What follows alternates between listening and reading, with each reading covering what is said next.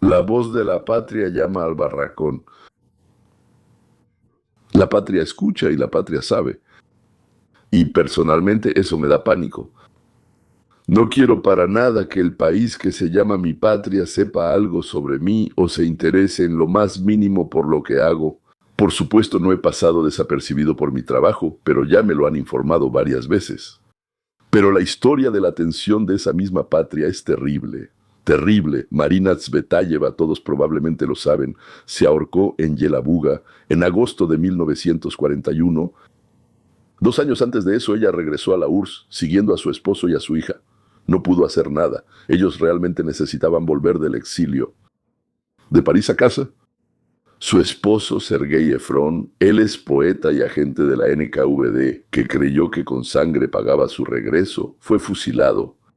Bueno, exactamente en ese mismo año 41, su hija, Ariadna Efron, pasó, digamos, por los campos y el exilio. ¿Cuánto tiempo? 16 años. Ella estuvo ahí 16 años. De la familia que regresó a la patria casi no quedó nada. Esta no es una tragedia aislada. Después de los acuerdos de Yalta de 1945, los aliados occidentales entregaron a la fuerza a Stalin. Sí, los entregaron a la fuerza a Stalin. Cientos de miles de ciudadanos soviéticos que se encontraban en Europa, prisioneros, trabajadores forzados, refugiados. Hay que dar las gracias a los queridos pueblos, es decir, a los héroes de los territorios occidentales. Uno se llama Churchill y el otro se llama Roosevelt. Por cierto, el segundo, Roosevelt, también es conocido por intentar construir el fascismo en el territorio de los Estados Unidos de América. No mucha gente lo sabe, pero es un hecho. Está documentado. Por lo demás, era una persona maravillosa, amable y encantadora, aunque la verdad tampoco le gustaban los judíos. Y de verdad para nada. Por lo demás, bueno, en general todo lo demás en él era casi perfecto. Para no ser menos, Churchill tampoco quería mucho a los judíos. Antes de la guerra, Inglaterra se oponía con todas sus fuerzas a la migración de judíos a Judea y Samaria. Recibió un mandato de la Sociedad de Naciones para reasentar allí a los judíos. Pero aún así, hizo todo lo posible para que, Dios no lo quiera, ellos no llegaran allí. Y después de la guerra, simplemente hundía barcos con judíos que, habiendo sobrevivido a los campos alemanes, iban a construir su hogar nacional. ¿Entiendes lo que fue después de Auschwitz? Después de Auschwitz, ellos los hundían, a las personas que salieron de ahí. Una parte significativa de los que creyeron en su patria sucia y con olor fuerte a sudor y torturas, y regresaron, fueron enviados directamente a los campos. Y la lógica de la seguridad del Estado era absolutamente simple, implacable y correcta. Si una persona estuvo mucho tiempo en el extranjero, entonces está contaminada, entonces es un traidor potencial. Bueno, claro, en el comité entienden que después de estar en el extranjero, la patria a la que regresaste se percibe como un pozo negro, podrido y empapado en trementina. Volver a casa para la mayoría no significaba un reencuentro con la familia, sino un traslado de prisioneros. Al este, pero al este no en el buen sentido de la palabra, sino allá donde está el este, donde hay suelo permanentemente helado. Ellos decían, no entendemos por qué, por lo que ustedes vieron, y pueden contarles sobre esto a los que viven en su tierra natal, que al parecer existe otro mundo, y que allá no hay que temerle al vampiro, que cada día y cada hora está sentado tras puertas cerradas, portones de hierro y candados. Bebe la sangre de millones mientras tanto, con un popote, no sé, o de alguna otra manera. La verdad es que hay que decir de inmediato que mataban, torturaban, exiliaban, violaban y cortaban estrellas en la espalda, no solo a los que regresaban. Aquellos que no se fueron a ningún lado también recibían lo suyo. Ahora les contaré cómo se dice según los documentos, con la máxima precisión, todo. Vsevolod Meyerhold fue arrestado el 20 de junio de 1939 en Leningrado. Para ese momento su teatro ya había sido cerrado por ser ajeno al arte soviético. Exactamente, yo también estoy de acuerdo. Él era ajeno al arte soviético. En la cárcel fue torturado. Se conserva su propio testimonio. Es una carta a Molotov, de enero de 1940, uno de los documentos más aterradores de la época. Él escribió que a él, un hombre de 65 años, lo ponían en el suelo boca abajo y lo golpeaban con una correa de goma en los talones y en la espalda. Le pegaban en las piernas desde arriba, que tenía moretones en el cuerpo, parecidos a hemorragias internas, y que el dolor era tal que parecía que le habían echado agua hirviendo en esos lugares. Él firmó la declaración. Se acusaba a sí mismo solo para que todo terminara. Existe una leyenda de que a Meyerhold lo ahogaron en aguas sucias en el baño, en el Comité de Seguridad del Estado, y antes de eso le rompieron todos los dedos, uno por uno. No sé qué tan cierto sea eso, pero de gente que crió a figuras como Abakumov y Putin se puede esperar cualquier cosa. Aún antes, medio año antes de que lo fusilaran, murió trágicamente su esposa, la actriz Zinaida Reich. En la noche del 15 de junio de 1939, poco después del arresto de su esposo, unas personas completamente desconocidas entraron a la fuerza en su departamento en Moscú y le propinaron múltiples heridas de arma blanca. Ella murió camino al hospital. El asesinato oficialmente nunca se resolvió. No pudieron encontrar a los responsables. Y poco después le quitaron el departamento. El nombre de Meyerhold estaba en la lista de ejecuciones que fue aprobada personalmente por Stalin. El 16 de enero de 1940, todo esto está disponible, todo esto se ha conservado. Había cientos de nombres allí. De ese mismo grupo, literalmente en esos mismos días, o sea, Isaac Babel, escritor, autor de La Caballería Roja y de los Cuentos de Odessa, arrestado en mayo de 1939, ejecutado, enero de 1940. Sí, de 1940. Solo una semana antes que Meyerhold. A él también lo torturaron. Lo obligaron a incriminarse a sí mismo, a otros, a quien fuera. Firmó cualquier cosa que le pusieran. Mikhail Koltsov, el periodista soviético más famoso de los años 30, corresponsal en la España en guerra, fusilado el 2 de febrero de 1940, el mismo día que Meyerhold, por eso lo recordé. Según los documentos, al menos. Sí, informaron que Meyerhold fue fusilado. En realidad, hay una leyenda que dice que no fue exactamente fusilado, lo cual era comprensible. Meyerhold, Babel, Koltsov y cientos, miles de otros no eran inmigrantes, eran leales, integrados en el sistema. Entonces, les cuento para qué. Para todos aquellos que quieren regresar y llegar a un acuerdo con el teniente coronel Putin. Esto hay que saberlo. Eso es. ¿Y qué pasó con aquellos que regresaron a su patria creyendo en ella y a quienes no enviaron a un campo? Por ejemplo, Bersinski, Alexander Bertinsky, un cantante destacado, en 1943, y tuvo suerte. No lo fusilaron, no lo enviaron al campo, no lo ahogaron en inmundicias, lo mandaron a giras interminables, bajo vigilancia no oficial. Vivió 14 años. Ni una sola reseña en la prensa soviética, ni una sola. Y siempre estaban junto a él. Lo que se dice, caminaba, bebía, iba al baño, comía lo que fuera, había soplones y guardias dando vueltas, y el compositor era un genio, Sergei Prokofiev. Llegó en 1936 al borde del gran terror, fue testigo de la represión. Sus últimas composiciones, las tardías, fueron prohibidas y lo acosaron. Murió el mismo día que Stalin, casi olvidado. Nos acordamos de él, naturalmente, más tarde. Al regresar entonces, a los que regresaron los consideraban colaboracionistas y espías. La marca de vivió demasiado tiempo en Occidente no se borraba, de ninguna manera, nunca. La policía secreta llevaba expedientes separados para los repatriados. Los archivos desclasificados, creo que en 2010, muestran que los vigilaban mucho tiempo después del perdón. La amnistía que prometieron en realidad resultó ser una marca de desconfianza de por vida. Pero los llamaron. Entonces, ¿para qué los llamaron si después los oprimieron? En 1955, en Berlín Oriental, se creó el Comité para el Retorno a la Patria. Detrás de la fachada de una iniciativa social, naturalmente, estaba el Comité de Seguridad del Estado. El comité publicaba el periódico Por el Retorno. Luego empezó a llamarlo La Voz de la Patria. Y la distribuía en secreto entre los inmigrantes de la primera ola por toda Europa. El tono era amable. Llegaron a países y continentes donde los desprecian, donde son forasteros. Y la patria les pedía que volvieran. Sí, los perdonó. Ya me cansé de esto, llevar esa cosa en la cabeza, ¿sí? Y espera, la patria los espera. El género principal eran las cartas de los que regresaron. Cálidas, agradecidas, llenas de arrepentimiento, las publicaban, las leían en la radio, las agitaban, como prueba de la felicidad. Aquí está, la felicidad, volver a la patria. La voz de la patria llamaba a volver a casa.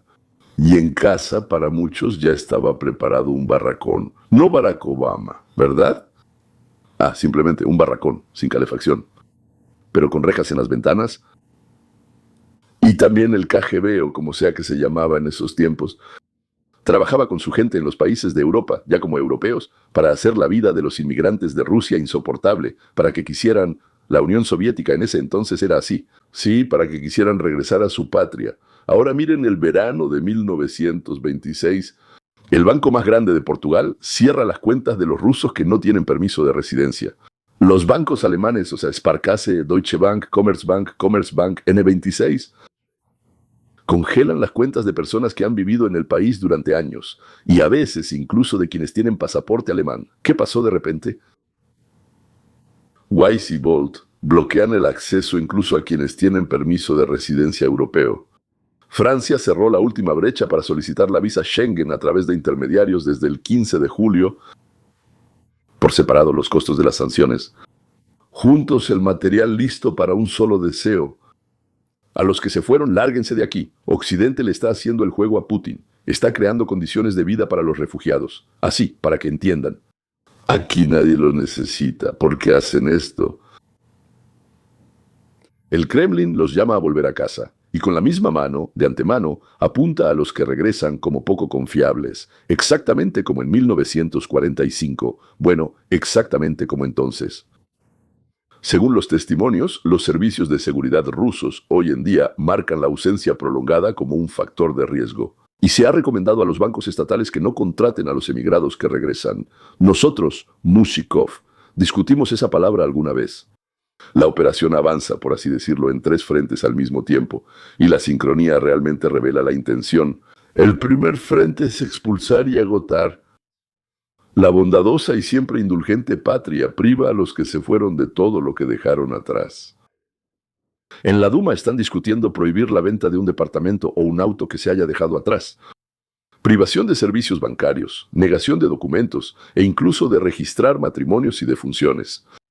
La cancelación del poder notarial, es decir, que la persona en el extranjero pierda todo control sobre sus asuntos, incluso en casa. Se propone una lista negra pública de personas con derechos restringidos en el sitio web del gobierno. Es una copia directa de los privados de derechos soviéticos. Lo mismo ocurrió en Alemania bajo Hitler, por cierto. Más de 1.100 personas ya han sido declaradas agentes extranjeros. Se multiplican las sentencias en ausencia. Y el mecanismo más infalible es la presión sobre los que se quedan, llamadas y charlas preventivas con los padres de los que se han ido. Regresen antes de que sea tarde. Si no, iremos contra su familia. Regresen antes de que sea tarde. ¿Soroka? Mi país natal. Hay muchos trabajadores de la seguridad del Estado que se dedican a asegurarse de que no olvides cómo son las cosas de verdad. Segundo French. Extender una alfombra roja. Al mismo tiempo, desplegando la infraestructura, regreso, programa de repatriación con ciudadanía acelerada. O sea, todo bien, te quedas allá por ahora, todo mal, regresas de nuevo, todo muy bien, visa por valores. Para quienes comparten el espíritu ruso y los valores espirituales y morales rusos, desde el 1 de julio de 1926 a los rusos en el extranjero, en 12 países, se les permitió obtener firma electrónica y servicios gubernamentales en línea, enviar poderes notariales electrónicamente a los consulados. En la superficie, parece preocupación, claro que es preocupación. No es necesario volar por una visa solo por la visa o por los valores. Electrónicamente, en la superficie parece preocupación. Claro que es preocupación, pero en realidad te están llevando de nuevo cuidadosamente al sistema. Y el tercer frente. Cartas de los que regresaron, exactamente como contaba la voz de la patria. Medios de comunicación empresariales rusos, quienes comparten los valores espirituales y morales rusos. En la columna de RBK, entonces, el consultor de recursos humanos sugiere frases listas para la entrevista. Obtuve una experiencia invaluable en el extranjero, pero siempre planeé aplicarla en mi patria. Aconsejan limpiar las redes sociales, limitar el contenido ambiguo y aceptar un puesto a un nivel más bajo, especialmente en el sector público. Esto es un entrenamiento para el arrepentimiento público y la lealtad ensayada. Y los medios estatales constantemente proporcionan historias de aquellos que se decepcionaron, que sufrieron en el extranjero y regresaron al calor humano, a los valores tradicionales. La insensibilidad europea, especialmente la estadounidense, por supuesto, y la propaganda rusa, voluntaria o involuntariamente, trabajan para lograr el mismo resultado. En ese entonces, digamos en el 37, 38, 50, sí, funcionó. ¿Por qué? Fuerzas, ahora algo ha cambiado. En 1955 la operación tuvo éxito porque la KGB tenía el monopolio de la información. Y el emigrante en París, que leía La Voz de la Patria, no podía llamar a su amigo que había regresado y preguntarle, oye, ¿es cierto? Las cartas estaban editadas, escritas por agentes de la seguridad del Estado, y no se podían verificar. El cálido testimonio del que se arrepentía no tenía con qué compararse. La gente creía y se iba a los campos de trabajo. Aquí está toda la diferencia. Hoy en día no hay monopolio de la información. Cada persona desilusionada a la que muestran en la televisión tiene un teléfono. Él puede tener miedo de usar su propio teléfono, pero alguien más, con otro teléfono, siempre puede escribirle a sus amigos. Averiguar qué pasó en realidad. Condenas en ausencia, cateos en casa de los padres, negación de empleo a los que regresan. Todo esto sale a la luz ese mismo día en los chats y canales. Y no medio siglo después, de archivos desclasificados. La mentira sobre el calor humano ya no vive en el vacío. Junto a ella, en el feed, están las historias reales de quienes regresaron y están horrorizados por ello. Eso es el escudo que no tenía la primera ola. La diáspora puede hacer lo que Tsvetajeva y su frente no podían: advertirse unos a otros, verificar las cartas de los que regresan, responder a la propaganda en tiempo real y hablar directamente, hablar directamente. Chicos, Rusia les está mintiendo. Las dificultades en el extranjero son absolutamente reales. No hay que minimizarlas, pero cuando el Estado, que durante años los ha estado empujando a irse, de repente los llama de vuelta con tanta insistencia. Bueno, vale la pena recordar cómo terminó el episodio anterior de ese mismo dibujo animado y contárselo a quienes aún dudan. En el 55 no había nadie para contarlo, hoy sí los hay. Y por eso es tan sorprendente que haya cientos, algunos dicen incluso miles de personas que empiezan a creer en esa propaganda de adoctrinamiento. De repente empiezan a sentir el calor de la patria. O sea, siempre fue fría esa desgraciada y ahora irradia calor. Y de repente se llenan de odio hacia todos esos países y personas que los recibieron, que los aceptaron, que les ayudaron, que en general les permitieron entrar. ¿Cómo sucede esto? Esa cosa en la cabeza, no sé, en el cuerpo, en algún otro lugar, no lo sé. Para mí es sorprendente, pero sucede. Lo sé, lo veo, constantemente recibo información de que hay algunos locos. Bueno, en realidad no son tantos. Entonces, así es como lo cuenta ese servicio de engaño de la pseudopatria. ¿Recuerdan ese Ministerio de la Verdad que está justo enfrente del Ministerio del Amor en la obra de George Orwell? Entiendo que la mayoría de la gente en todo el mundo... Sí. Bueno, si leen, es pura literatura pornográfica, novelitas con historias desgarradoras, ya sabes, chicas simplonas que se entregan al primer tipo que se encuentran. Y los que leen esas novelitas sueñan con ser ellos esos primeros tipos con los que se encuentran. Entiendo que esa es la mayoría de la población del planeta, pero los que se fueron yo pensaba que al menos deberían ser un poco más inteligentes, aunque sea por 1 gramo, porque ellos sí se fueron, ¿no? Aunque esa opinión en realidad no está basada en nada. Por la cantidad de búsquedas en Internet, este es uno de los temas principales hoy en día para la diáspora de habla rusa. ¿Por qué las personas que tienen información de allá, que dicen saber con certeza que ahí viven mentirosos y asesinos sanguinarios, por qué todos ellos hablan de eso? Se interesan en este tema, específicamente en el regreso. Sí, claro, cada caso es individual, pero aquí están las respuestas directas a lo que más suele atormentar. ¿Puedo ir a casa y al menos visitar a mis padres? Damas y caballeros, los padres envejecen, sí. En la balanza están la culpa y el miedo de no alcanzar a despedirse. Esa es la pregunta más humana de todas, pero nadie puede darles garantías con una respuesta honesta.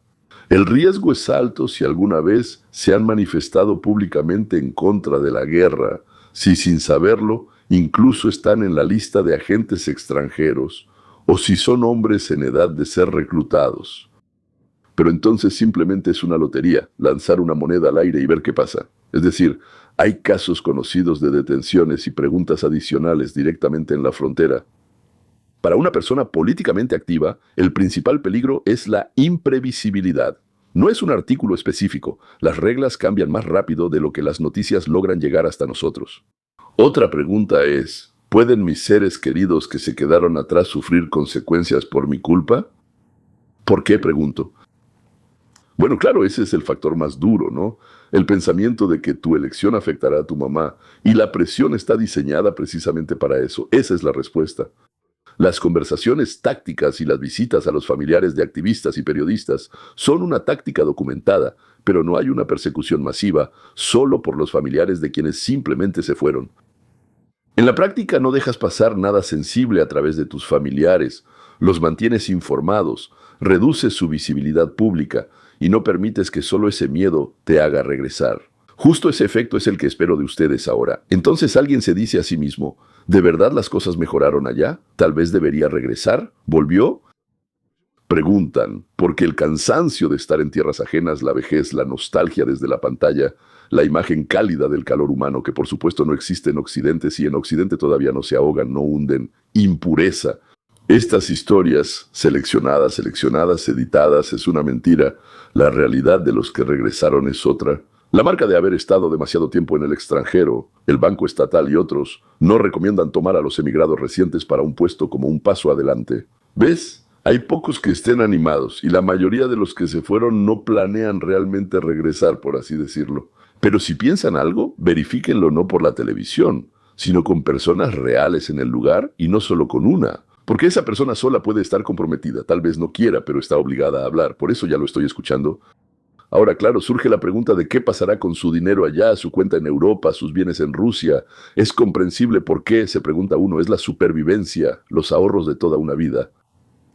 La respuesta es que los bancos en Europa cierran cuentas, pero la autorización de la Comisión Europea dice claramente que solo la ciudadanía no es motivo suficiente. Guarden los documentos sobre, entonces, ¿cómo se llama eso? Sí, el permiso de residencia, sí, está bien, regístrenlo. Reaccionen de inmediato si llega una advertencia. En Rusia están discutiendo prohibir la venta de los inmuebles que dejaron atrás y la cancelación del poder notarial. Todavía no se ha aprobado todo, por eso es mejor hacer ahora las transacciones importantes y designar representantes confiables, no después. Aquí hay una pregunta importante. ¿Por qué esto siquiera me afecta? No me afecta. Me refiero a aquellos que se fueron hace poco, tal vez hace un año, 3, 5, 8, no sé. ¿Por qué les afecta esto? Porque la cuestión no es sobre política, sino sobre el hogar. Y esto es lo importante que hay que recordar. A diferencia de los inmigrantes de 1955, tienes un teléfono, puedes verificar cualquier historia conmovedora, escribirle a quien se quedó. La gente ya no vive en un vacío, esa es su principal protección. Queridos amigos, no importa lo que les digan los representantes de las autoridades. Eso siempre, sin excepción, es un descarado engaño y una vil mentira en los programas de Kira, en el cine, en los programas de televisión y en los conciertos. Ellos entrelazan algo que saben que les afectará profundamente, porque esperan poder apagar su mente activando sus emociones. Y aquí quiero poner un punto final. La única manera de sobrevivir en este mundo es seguir siendo Homo sapiens, es decir, seres pensantes. No dejen que los lleven a un estado en el que se conviertan en unos idiotas babeantes, usen la cabeza. Es una parte muy importante de nuestro cuerpo. Si aprenden a pensar por ustedes mismos, podrán tomar la decisión correcta. Allá, esos que están en la patria, es precisamente eso lo que temen. Entonces, vamos a despedirnos hoy deseándoles que tomen las decisiones correctas. ¿Y cuáles serán esas decisiones? Eso depende de cada quien. O, como diría en su momento el representante comercial de la Unión Soviética en Nueva York, creo que fue en el año 56, se hizo famoso por la frase, la voy a decir en inglés, for whom, how. Creo que lo que él quería decir era, eso depende de cada quien. Buen representante comercial, hizo muchos negocios, pues. Así que depende de cada quien. Personalmente los odio tanto que ni siquiera puedo imaginar cómo alguien podría regresar a vivir allá. Y ahora, en este momento, ni siquiera ir allá de visita. Bueno, está bien, damas y caballeros, vamos a despedirnos aquí. Entonces decidieron irse. Váyanse. Les deseo todo lo mejor, eso es todo. Yo ni a mis hijos, ni a mis conocidos, ni a mis amigos, no los dejaría ir. No, no los dejaría ir. Intentaría convencerlos de no hacerlo. Bueno, a cada quien lo suyo. Para cada quien es diferente.